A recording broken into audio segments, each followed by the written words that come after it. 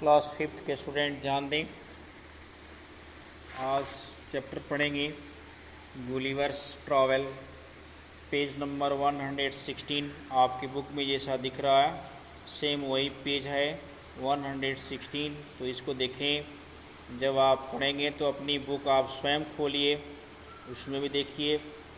When a person tells a story of his life in his own words, it is a called autobiography। जब कोई व्यक्ति अपने ही आत्मकथा को अपने शब्दों में कहता है, अपने जीवन की कथा को अपने ही शब्दों में व्यक्त करता है, तो उसको ऑटोबायोग्राफी कहते हैं। ऑटोबायोग्राफी का मतलब हो गया आत्मकथा, स्वयं द्वारा कही गई अपनी ही कथा, कही गई कथा को आत्मकथा कहते हैं, ऑटोबायोग्राफी कहते हैं। C Gulliver's a sailor was once caught in land of giants. एक बार गुलिवर एक नाविक था, उसे दैत्यों के धरती पर उसको पकड़ लिया गया। This is how it described experience. और इस तरह वो अपना अनुभव को वर्णन करता है, अनुभव को शेयर कर रहा है, बता रहा है। On the 16 June 1730 we discovered land. वो बता रहा है कि 16 जून को हमने एक धरती की खोज की।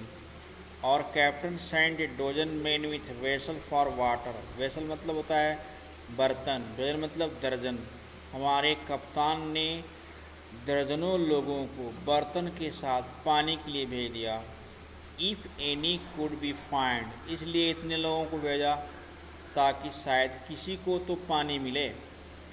When we came to land, we saw no river or spring nor any inhabitants।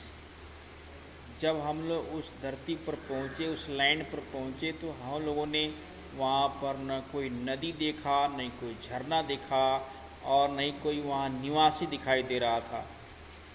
I went on to explore, फिर मैं आगे बढ़ता गया।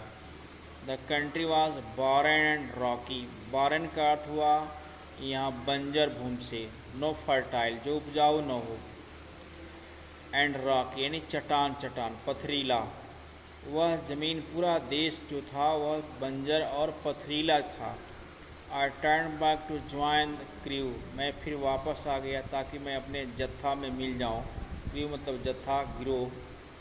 Only to see them getting into the boat and rowing for life to get to the ship.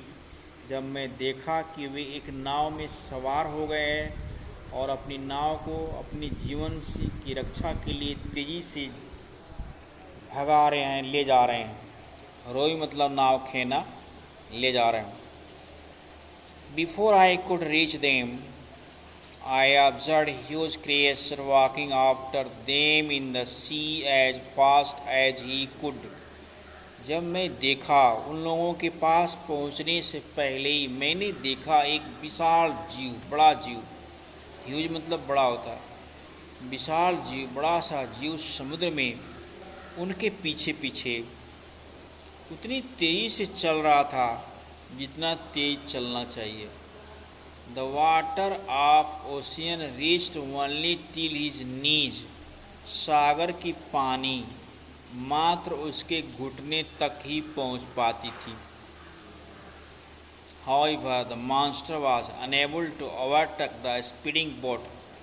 जैसे भी उस तेज गति से जा रहे नाव को ओवरटेक करने में वह समर्थ नहीं हो सका, अर्थात उसको पास तक नहीं पहुंच सका, नहीं पकड़ पाया। I turned back quickly and climbed up a steep hill with field of barley on other side। मैं तुरंत पीछे मुड़ा और एक ढालदार पहाड़ पर चढ़ गया जो दूसरी तरफ उसके जौ का खेत था। And corn raising up to 40 feet, और वह अनाज लगभग 40 फीट की ऊंचाई पर था। 40 फीट उसके लंबे डंठल थे। There was a fence to pass from one field to another. एक खेत से दूसरे खेत, यानी एक फील्ड से दूसरे फील्ड में जाने के लिए एक फेंस था। फेंस मतलब घेरा।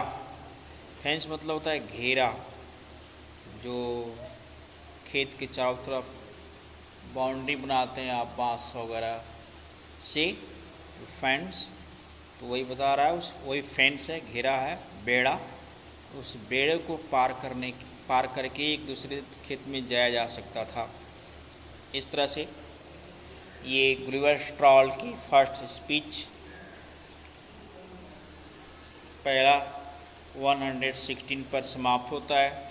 यहाँ तक आप दोहराएंगे, इसी में से एक पेज हिंदी इंग्लिश लिख कर पोस्ट करेंगे। Next article, next video, next day.